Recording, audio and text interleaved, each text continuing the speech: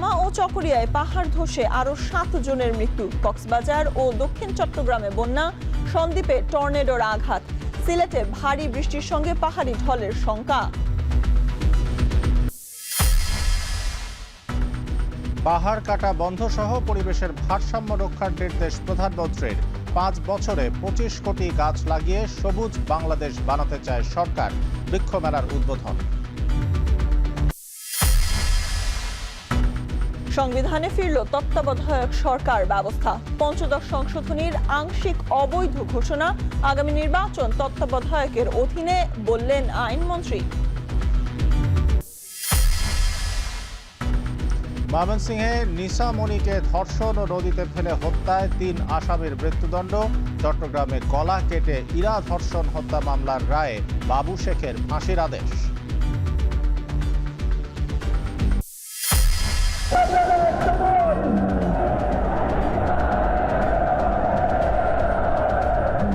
الخامنئي إلى روحه الطاهرة أرواح مراجعنا العظام। 7 দিনের আনুষ্ঠানিকতার পর মাশহাদে খামেনির দাফন আজ। শেষ বিদায়ে লাখ লাখ মানুষের সমাগমের প্রত্যাশা। মার্কিন হামলায় তেহরান মাশহাদ রেল যোগাযোগ ব্যাহত।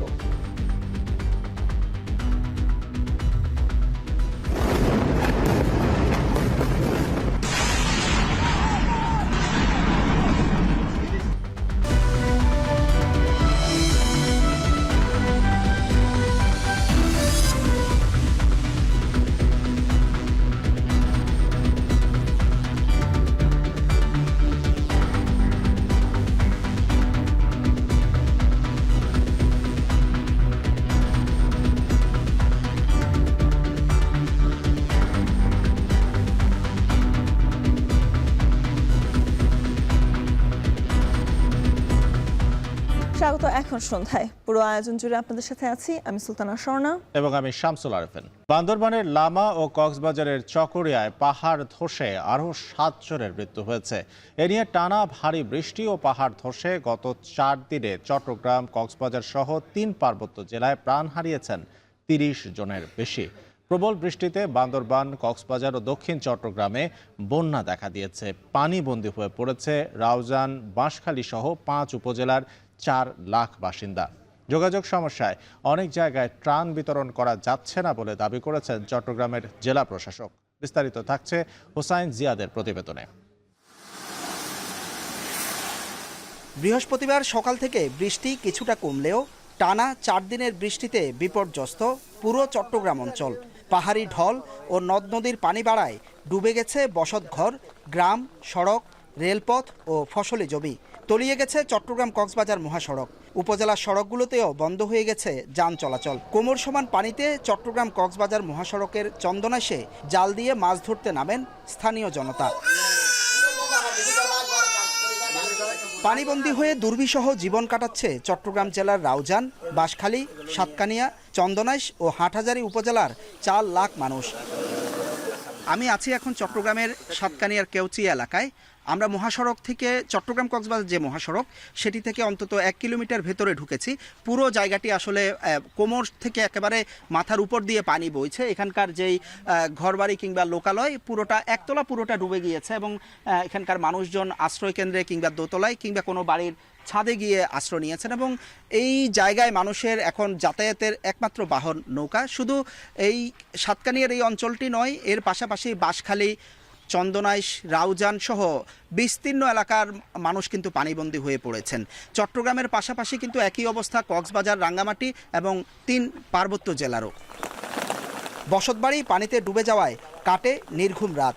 সংকট দেখা দিয়েছে সুপেয় পানি ও খাবারের। অনেকে আশ্রয় কেন্দ্রে আশ্রয় নিলেও স্থানীয়দের অভিযোগ সরকারি কোনো ত্রাণ বা খাদ্য সহায়তা পাননি তারা। সবগুলো ডুবে গেছে, আমাদেরকে কেউ সাহায্য করে না, খবর নেয় না। আমরা নিয়ে আশ্রয় হইয়া একদিকের বাড়িতে আশ্রয় নিয়েছি। বাড়ি করে পানি অনেক উঠছে, কেউ আসে নাই, কারেন্ট নাই, এই চুলে রান্না করতে মানুষের কষ্ট হচ্ছে। যদিও চট্টগ্রামের জেলা প্রশাসক বলছেন চট্টগ্রামে বন্যার্তদের জন্য প্রধানমন্ত্রীর ত্রাণ তহবিল থেকে 20 লাখ টাকা দেয়া হয়েছে, কিন্তু যোগাযোগ সমস্যার কারণে অনেক জায়গায় ত্রাণ বিতরণ করা যায়নি। পানিবন্দী উপজেলার বিভিন্ন গ্রামে ত্রাণ বিতরণে 20টি স্পিডবোট চেয়েছেন তিনি। ইতিমধ্যেই ত্রাণ ও দুর্যোগ মন্ত্রণালয় থেকে আমাদের জন্য 200 মেট্রিক টন চাল এবং 10 লক্ষ টাকা বরাদ্দ দিয়েছে। আর আজকেই মাননীয় প্রধানমন্ত্রীর নিজস্ব তহবিল থেকে 20 লক্ষ টাকা আমাদেরকে বরাদ্দ দিয়েছে। এদিকে সকাল 10টার পর বৃষ্টি কমে আসায় চট্টগ্রাম নগরীর অধিকাংশ এলাকা থেকে পানি নেমে গেলেও সুলভবহর, কাতালগঞ্জ ও আগ্রাবাদের নিচু এলাকা থেকে পানি নামতে কিছুটা সময় লেগেছে। তো পরিস্থিতি অনেক বেশি খারাপ, দোকানপাট সবগুলো বন্ধ আছে, দোকানপাট মাল সামানা ভিজে গেছে, মানে ঘর বাড়ি ডুবে গেছে। তারপর মানে অসুস্থ, খাবার পাইতেছে না, পানি পাইতেছে না। 27 বছর ধরে পানি একবারে ওঠায় পানি, এক কমর পানি। কক্সবাজারে টানা বর্ষণে অনেক এলাকা প্লাবিত হয়েছে। দুর্যোগ মোকাবেলায় স্থানীয় প্রশাসন, ফায়ার সার্ভিস ও স্বেচ্ছাসেবকদের সতর্ক অবস্থানে থাকতে নির্দেশনা দেওয়া হয়েছে। চকরিয়ায় পাহাড় ধসে 2 কিশোর কিশোরীর মর্মান্তিক মৃত্যু হয়েছে। এ ঘটনায় আহত হয়েছে আরও একজন। ঘটনার পর উপজেলা নির্বাহী কর্মকর্তা শাহিন দেলোয়ার ঘটনাস্থল পরিদর্শন করেন। আমরা খবর পেয়ে আমাদের উপজেলা প্রশাসন এবং সরকারের পক্ষ থেকে এসেছি, আমরা তাদের খোঁজখবর নিয়েছি, তাদের সমবেদনা জানিয়েছি। আর আমরা ইনস্ট্যান্টলি আর কি ইমিডিয়েটলি 20,000 টাকা আহতদের জন্য দিয়েছি, আর কিছু শুকনো খাবার দিয়েছি। এদিকে রাঙামাটিতে বৃষ্টিপাতে জনজীবন বিপর্যস্ত হয়ে পড়েছে। পাহাড় ধসের শঙ্কায় ঝুঁকিতে থাকা রাঙামাটি পৌর এলাকা বাঘাইছড়ি উপজেলার 30টি গ্রাম প্লাবিত হয়ে পানিবন্দী অন্তত 7,000 মানুষ। বান্দরবানেও বৃষ্টিপাতে জনজীবন বিপর্যস্ত হয়ে পড়েছে। লামার আজিজনগরে পাহাড় ধসে শিশুসহ 5 জনের মৃত্যু হয়। জেলার 220টি আশ্রয়কেন্দ্রে 10,000-এরও বেশি মানুষ আশ্রয় নিয়েছেন। টানা কয়েকদিনের ভারী বর্ষণ ও উজান থেকে নেমে আসা পাহাড়ি ঢলের কারণে বান্দরবানের সাঙ্গু নদীর পানি বিপদসীমার উপর দিয়ে প্রবাহিত হচ্ছে। নদীর পানি বৃদ্ধি পাওয়ায় জেলার বিভিন্ন নিম্নাঞ্চল প্লাবিত হয়েছে।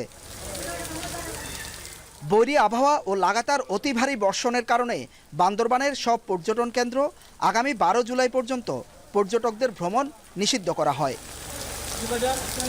হোসাইন জিয়াদ, এখন চট্টগ্রাম। চট্টগ্রামের সন্দ্বীপে টর্নেডোর আঘাতে অন্তত 15 থেকে 20টি বসতঘর ও কয়েকটি দোকানপাট ক্ষতিগ্রস্ত হয়েছে।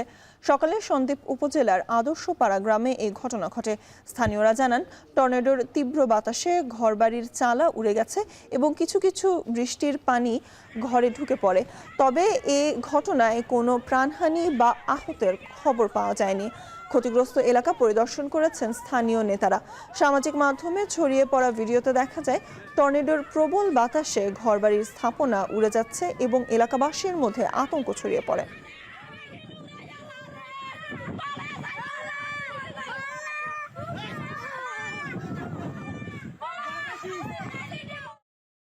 টানা বর্ষণ আর ভারতের উজান থেকে নেমে আসা পাহাড়ি ঢলে সিলেট বিভাগের বন্যা পরিস্থিতির শঙ্কা দেখা দিয়েছে।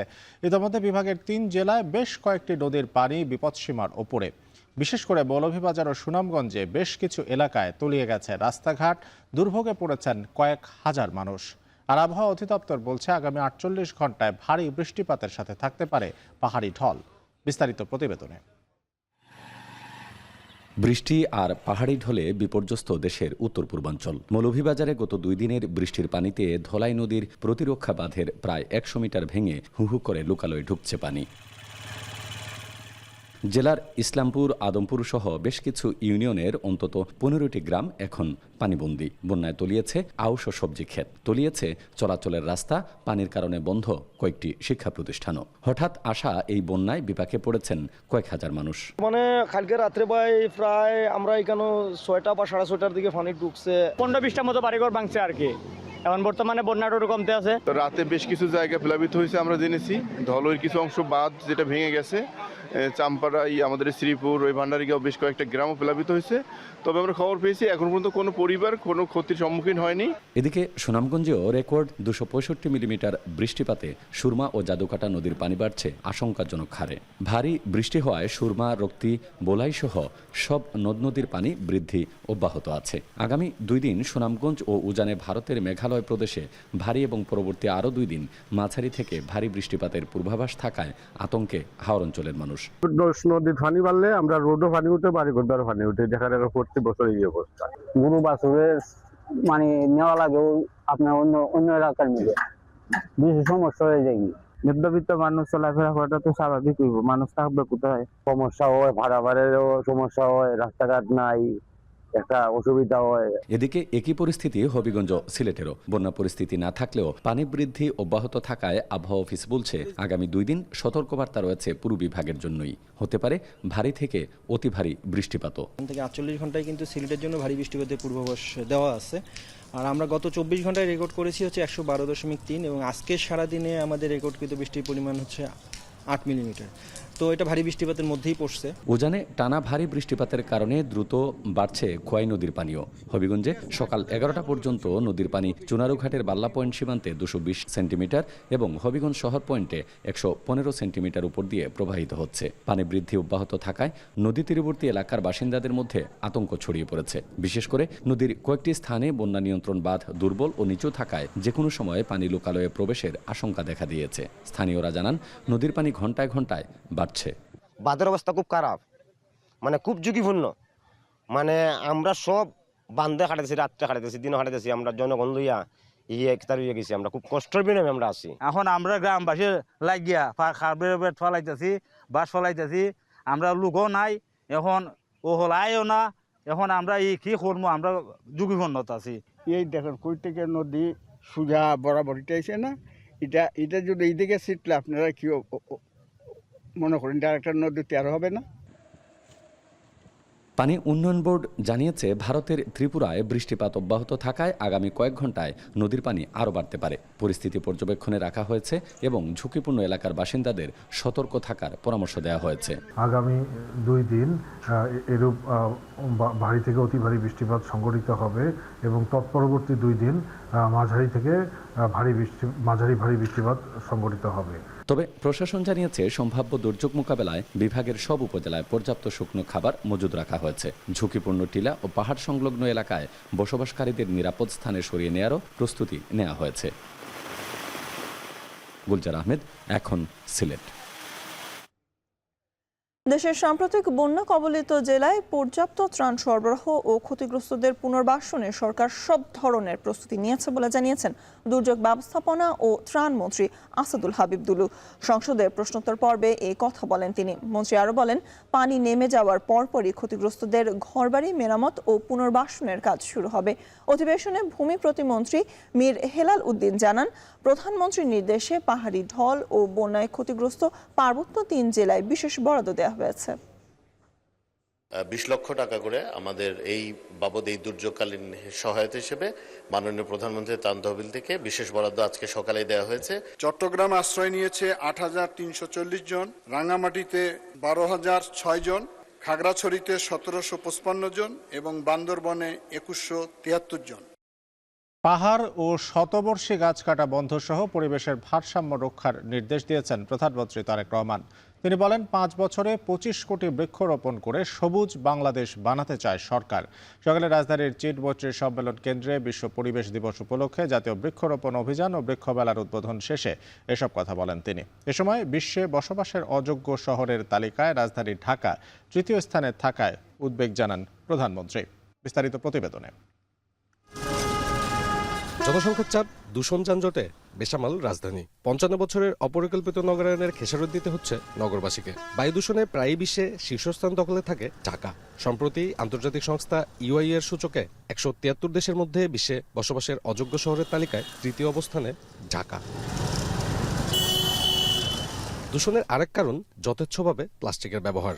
আবার অন্যদিকে দেদারসে পাহাড় আর গাছ কাটা হচ্ছে। সব মিলিয়ে জলবায়ু পরিবর্তনের প্রভাবে সামান্য বৃষ্টিতেই জলজট হচ্ছে নগরীতে। বিশ্ব পরিবেশ দিবস এবং প্রধানমন্ত্রী তারেক রহমানও ঢাকার এই পরিণতিতে শঙ্কা জানান। বিশ্ব পরিবেশ দিবস উপলক্ষে বৃহস্পতিবার রাজধানীর চিনমৈত্রী সম্মেলন কেন্দ্রে জাতীয় বৃক্ষরোপণ অভিযান ও বৃক্ষমেলার আয়োজন উদ্বোধন করেন প্রধানমন্ত্রী। সেখানেই তিনি টেকসই সবুজ বাংলাদেশ বিনির্মাণে সবাইকে সচেতন হওয়ার পাশাপাশি সরকারকে সহযোগিতার আহ্বান জানান। বিশ্বে বসবাসের অযোগ্য শহরের তালিকায় 3য় স্থানে বাংলাদেশের রাজধানী ঢাকা। আজকে আমরা এখানে পরিবেশ নিয়ে কথা বলতে এসেছি। আমার মনে হয় এই বিষয়টি নিয়ে আমাদের সকলের সিরিয়াসলি না, ভেরি ভেরি সিরিয়াসলি বোধহয় চিন্তা করার সময় চলে এসেছে। সরকার প্রধান বলেন, প্লাস্টিক বর্জ্য কমিয়ে আনতে কাজ করছে সরকার। পাহাড় কাটা, বন উজাড়, বন্যপ্রাণী হত্যা, নদী ভরাট, শতবর্ষী গাছ কাটার মতো পরিবেশের ভারসাম্য নষ্ট হবে এমন কাজ থেকে বিরত থাকার জোর আহ্বান জানান তিনি। প্লাস্টিক বর্জ্য উল্লেখযোগ্যভাবে কমিয়ে আনার লক্ষ্যে সরকার ইতিমধ্যে কাজ শুরু করেছে বা করার চেষ্টা করছে সরকার। একই সঙ্গে জৈব সার উৎপাদন, পুনর্ব্যবহার, বর্জ্য থেকে জ্বালানি উৎপাদন এবং রিডিউস, রিইউজ, রিসাইকেল, এই 3R নীতিকে সরকার জাতীয় পর্যায়ে বাস্তবায়নের নীতি বা উদ্যোগ গ্রহণ করেছে। প্রধানমন্ত্রী বলেন, সামাজিক আন্দোলন ও পরিবেশ রক্ষায় 5 বছরে 25 কোটি বৃক্ষরোপণের পাশাপাশি নানা পদক্ষেপ গ্রহণ করেছে বর্তমান সরকার। এসব উদ্যোগ বাস্তবায়ন হলে সবুজ বাংলাদেশ বিনির্মাণ সম্ভব হবে। 5 বছরে নতুন করে 25 কোটি গাছ রোপণের কর্মসূচি নিয়েছি। সরকারের নেওয়া এই উদ্যোগগুলো যদি আমরা সফলভাবে বাস্তবায়ন করতে পারি, তাহলে অবশ্যই বর্তমান এবং ভবিষ্যৎ প্রজন্মের জন্য আমরা একটি নিরাপদ, স্বাস্থ্যকর এবং সবুজ বাংলাদেশ গঠন করতে ইনশাআল্লাহ সক্ষম হব। বৃক্ষরোপণে জাতীয় পুরস্কার 2025-এর অনুষ্ঠানে পরিবেশ রক্ষায় বিশেষ ভূমিকা রাখায় 3 ব্যক্তি ও 3 প্রতিষ্ঠানকে জাতীয় পরিবেশ পদক 2025 এবং বন্যপ্রাণী সংরক্ষণ ও বৃক্ষরোপণে অবদান রাখায় বিভিন্ন প্রতিষ্ঠানকে জাতীয় পুরস্কার তুলে দেন প্রধানমন্ত্রী। মহাপরিচালক ডক্টর নার্গিস আক্তারকে। সাব্বির রোজ, এখন, ঢাকা। তত্ত্বাবধায়ক সরকার ফিরিয়ে দিয়ে এবং সংবিধানের 15 সংশোধনী আংশিক বাতিল করে হাইকোর্টের রায় বহাল রেখেছেন আপিল বিভাগ। এই রায়ের ফলে সংসদ নতুন করে তত্ত্বাবধায়ক সরকারের রূপরেখা তৈরি করতে পারবে। এছাড়া গণভোটের বিধানও সংযুক্ত হবে সংবিধানে। শেখ মুজিবুর রহমানের ছবি টাঙানো সংরক্ষিত নারী আসনের সংখ্যা, রাষ্ট্রের মূলনীতি সহ বাকি বিষয়ে সিদ্ধান্ত সংসদের হাতে ছেড়ে দিয়েছেন আপিল বিভাগ। জাহিদ হাসানের প্রতিবেদন। 2011 সালের 30 জুন জাতীয় সংসদে আওয়ামী লীগ সরকার পাশ করেছিল পঞ্চদশ সংশোধনী। এতে তত্ত্বাবধায়ক সরকার বাতিল করা হয়, নারীদের সংরক্ষিত আসন বাড়িয়ে করা হয় 50। সংবিধানে অবৈধ হস্তক্ষেপ করলে রাষ্ট্রদ্রোহিতার শাস্তি সহ প্রায় 54টি বিষয় সংযুক্ত করা হয়। পঞ্চদশ সংশোধনীর কারণে 2014, 2018 ও 24-এর জাতীয় নির্বাচন আওয়ামী লীগ সরকারের অধীনে অনুষ্ঠিত হয়। এসব নির্বাচন বয়কট করে বিএনপি, জামায়াত সহ কয়েকটি রাজনৈতিক দল। 24-এর 5 আগস্টে শেখ হাসিনা সরকারের পতনের পর পঞ্চদশ সংশোধনী বাতিল চেয়ে হাইকোর্টে রিট করে সুশাসনের জন্য নাগরিক সুজন। হাইকোর্টে রিট নিষ্পত্তি করে তত্ত্বাবধায়ক সরকার বাতিল করা সহ কয়েকটি বিষয়কে অবৈধ ঘোষণা করে রায় দেন। রায় হাইকোর্ট পর্যবেক্ষণ দেন, শেখ মুজিবুর রহমানের ছবি টাঙানো নারীদের সংরক্ষিত আসন, রাষ্ট্রের মূলনীতি সহ বাকি বিষয়ে সংসদ সিদ্ধান্ত নেবে। এসব বিষয়ে আদালত হস্তক্ষেপ করবে না মর্মে হাইকোর্টের রায়ে বলা হয়। হাইকোর্টের এই রায়ের বিরুদ্ধে আপিল করে 4টি পক্ষ। 3 কার্যদিবসে আপিল শুনানি শেষ করে প্রধান বিচারপতি জুবাইর রহমান চৌধুরীর নেতৃত্বে 4 বিচারপতির বেঞ্চ রায়ের জন্য দিন ধার্য করেন। বৃহস্পতিবার আপিল বিভাগ হাইকোর্টের রায় হুবহু বহাল রেখে আপিল খারিজ করে দিয়েছেন। সংবিধানের পরিবর্তন, পরিমার্জন, সংশোধনের উপরে ছেড়ে দিয়েছে সর্বোচ্চ আদালত। আপিল বিভাগের রায়ের ফলে হাইকোর্টের সেই যে ঐতিহাসিক জাজমেন্ট যেটি ছিল, সেটি আজকে আবার পুনরায় আমি কি বলবো যে বহাল তো অবশ্যই, সেটাই আবার প্রতিস্থাপিত স্থাপন হলো আর কি। রিটকারী সংগঠন সুজনের সম্পাদক বদুল আলম মজুমদার এই রায়ে সন্তুষ্টি প্রকাশ করে বলেন, পূর্ণাঙ্গ রায়ের পর রিভিউ করা হবে। আর আইনজীবী জানান, আদালতের রায়ে তত্ত্বাবধায়ক সরকারের রূপরেখা নিয়ে অস্পষ্টতা থেকেই গেছে। পঞ্চদশ সংশোধনীটা বাতিল হওয়া প্রয়োজন ছিল, যাতে করে বাংলাদেশের সংবিধানে তত্ত্বাবধায়ক সরকার ব্যবস্থা পুনঃপ্রবর্তন করা যায়। এবং আজকে আপিল বিভাগ যদিও আমাদের আপিল খারিজ করে দিয়েছেন, কিন্তু তার অর্থ যেটা দাঁড়িয়েছে যে হাইকোর্টের রায় যেভাবে ছিল সেভাবেই বহাল থাকবে। কোন কোন জায়গায় আমাদের অসন্তুষ্টি আছে এবং কোন কোন জায়গায় সংসদকে সুরাহা করতে হবে, এবং এরপরে আমরা রিভিউ করব কিনা সেই বিষয়ে আমরা সিদ্ধান্ত দেব পূর্ণাঙ্গ রায়ের পর। তত্ত্বাবধায়ক সরকার গণভোটের বিধান, সংবিধান পরিবর্তন সহ 4টি বিধান বাতিল করায় জুলাই চার্টার অনুযায়ী সংসদ সিদ্ধান্ত নিতে পারবে বলে জানান জামায়াতের আইনজীবী। শেখ মুজিবুর রহমানের ছবি টাঙানো রাষ্ট্র পরিচালনার মূলনীতি থাকবে কিনা তার এখতিয়ারও সংসদের হাতেই থাকলো। মহান জাতীয় সংসদ আমাদের এক্সপেকটেশন হবে পাশ করার ক্ষেত্রে জুলাই চার্টারের বিষয়গুলোকে বিবেচনা করবেন, কারণ জুলাই চার্টারটাও আমরা দেখিয়েছিলাম আপিল বিভাগে। জুলাই চার্টারে বেশ কিছু বিষয়ে ঐকমত্য পোষণ করা হয়েছিল। এই বিষয়গুলো করতে, অ্যামেন্ডমেন্ট আনতে কিংবা সংস্কার করতে পার্লামেন্টের সামনে আর কোনো বাধা থাকলো না। সুপ্রিম কোর্টের রায়ের মাধ্যমে তত্ত্বাবধায়ক সরকার বাতিল হয়েছিল, আবার সুপ্রিম কোর্টের রায়ের মধ্য দিয়েই তত্ত্বাবধায়ক সরকার ফিরিয়ে দেওয়া হলো। তবে তত্ত্বাবধায়ক সরকারের রূপরেখা কি হবে তা নির্ধারণ করবে জাতীয় সংসদ। জাহিদ হাসান, এখন, ঢাকা। আগামী নির্বাচন তত্ত্বাবধায়ক সরকারের অধীনে হবে বলে জানিয়েছেন আইনমন্ত্রী মোহাম্মদ আসাদুজ্জামান। তিনি বলেন, জুলাই সনদের আলোকে পঞ্চদশ সংশোধনের অমীমাংসিত বিষয়গুলো সংসদে তোলা হবে। সচিবালয়ে এক তাৎক্ষণিক প্রতিক্রিয়ায় আইনমন্ত্রী আরও বলেন, এই রায়ে জন আকাঙ্ক্ষা পূরণ হয়েছে। জুলাই সনদকে সামনে রেখে আমরা এই সংশোধনীগুলোকে কিভাবে মানুষের কল্যাণে, যুগোপযোগী, দেশের জন্য, স্বাধীনতা সার্বভৌমত্বের জন্য, গণতন্ত্রের জন্য, আইনের শাসনের জন্য, মানবাধিকারের জন্য, ন্যায় বিচারের জন্য আনা সম্ভব হয়, সেটা আমরা পুঙ্খানুপুঙ্খভাবে বিবেচনা করে এবং পাবলিক কনসালটেশনের মধ্য দিয়েই আমরা সংসদে বিল আনব এ আশ্বাস দিতে পারে। আর যেগুলো অবৈধ ডিক্লেয়ার হয়েছে এগুলো আমরা সংবিধানে সংশোধনী আনতে হবে। ময়মনসিংহের ধোবাউড়ায় 4 বছরের শিশু নিসা মনিকে দলবদ্ধভাবে ধর্ষণের পর নদীতে ফেলে হত্যার ঘটনায় 3 আসামি আরিফ, রাকিব ও সাইমকে মৃত্যুদণ্ড দিয়েছে আদালত। পাশাপাশি প্রত্যেককে 2 লাখ টাকা জরিমানা করা হয়। এই ঘটনায় আরেক আসামি মারুফ প্রাপ্তবয়স্ক না হওয়ায় তাকে 10 বছরের কারাদণ্ড দেওয়া হয়েছে। রায়ের সন্তোষ প্রকাশ করেছেন রাষ্ট্রপক্ষের আইনজীবী ও ইসা মনির স্বজনরা। হারুনুর রশিদের প্রতিবেদনে থাকছে বিস্তারিত। ময়মনসিংহের ধোবাউড়ার 5 বছরের অবুঝ শিশু নিছামণি কিছু বুঝে ওঠার আগেই বর্বর নিষ্ঠুরতার বলি হয়ে দুনিয়া ছাড়তে হয় তাকে। কদম ফুলের লোভ দেখিয়ে ইছামণিকে ডেকে নিয়ে সংঘবদ্ধ ধর্ষণের পর নদীর পানিতে ডুবিয়ে হত্যা করে 4 যুবক। নির্মম এই হত্যার 25 দিন এবং অভিযোগপত্র দাখিলের 10 কার্যদিবসে সম্পন্ন হল বিচার কাজ। ময়মনসিংহের চিফ জুডিশিয়াল ম্যাজিস্ট্রেট আদালতের শিশু সহিংসতা দমন ট্রাইব্যুনালে মামলার 4 আসামির 3 জন আরিফ, রাকিব ও সাইমের মৃত্যুদণ্ডের আদেশ দেয়া হয়। একই সাথে প্রত্যেককে 2 লাখ টাকা জরিমানা করা হয়েছে। এছাড়া অপ্রাপ্তবয়স্ক অপর আসামি মারুফকে 10 বছরের কারাদণ্ড দেন বিচারক। 3 জনের মৃত্যুদণ্ড আদেশ হয়েছে। এরা হলো আরিফ, রাকিব এবং সাইম।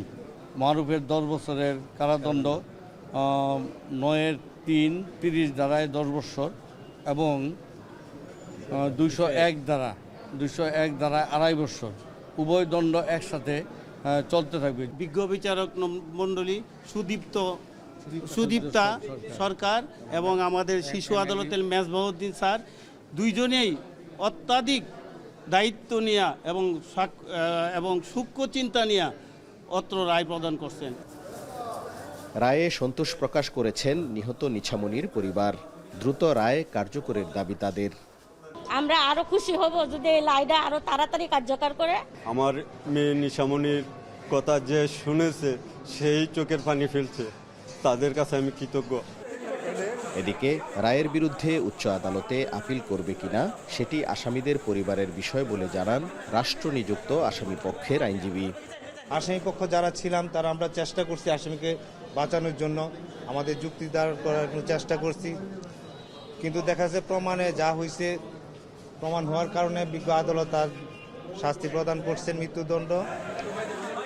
গত 14 জুন বিকেলে ধোবাউড়ায় শিশু নিছামণিকে সংঘবদ্ধ ধর্ষণের পর নদীতে ফেলে হত্যা করা হয়। পরদিন 15 জুন নিছামণির পিতা বাদী হয়ে ধোবাউড়া থানায় মামলা দায়ের করেন। হারুনুর রশিদ, এখন, ময়মনসিংহ। চট্টগ্রামের সীতাকুণ্ডে 8 বছরের শিশু ইরামণিকে ধর্ষণ চেষ্টা ও হত্যা মামলায় একমাত্র আসামি বাবু শেখকে ফাঁসির দণ্ডাদেশ দিয়েছেন আদালত। মাত্র 13 কার্যদিবসে শেষ হল বিচার কার্যক্রম। রায়ে সন্তুষ্টি প্রকাশ করেন বাদী পক্ষ।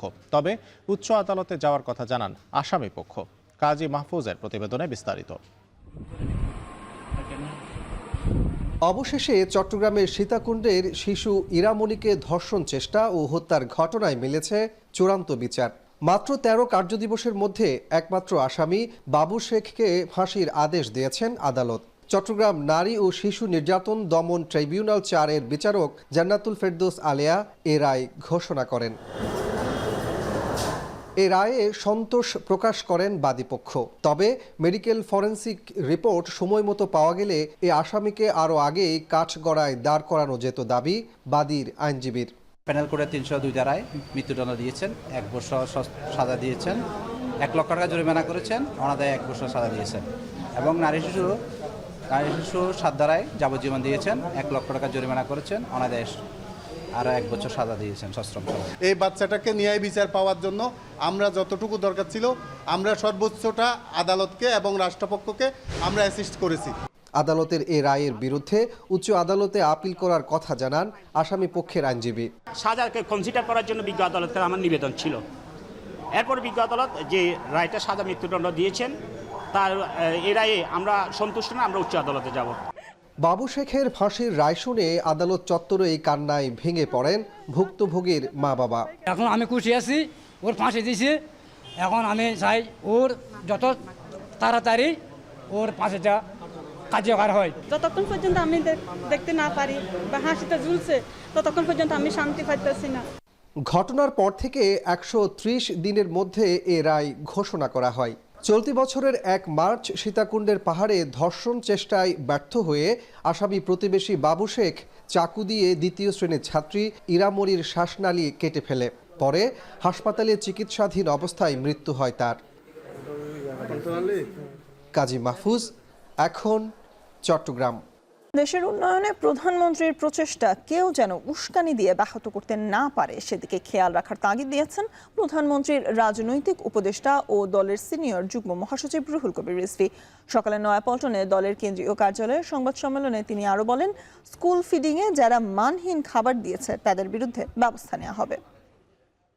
দীর্ঘদিনের হাজার বছরের যে সাম্প্রদায়িক সম্প্রীতি এবং বিভিন্ন সম্প্রদায় যে নির্বিঘ্নে নির্ভয়ে নিরাপত্তার সাথে নিজ নিজ ধর্ম পালন এবং তাদের যে ধর্মীয় উৎসব এটি পালন করে এসেছে, এই সুমহান ঐতিহ্যকে কেউ যাতে কলঙ্কিত না করতে পারে, তাদের নিজস্ব ধর্মীয় আচার আচরণের ক্ষেত্রে, উৎসব পূজা পার্বণের ক্ষেত্রে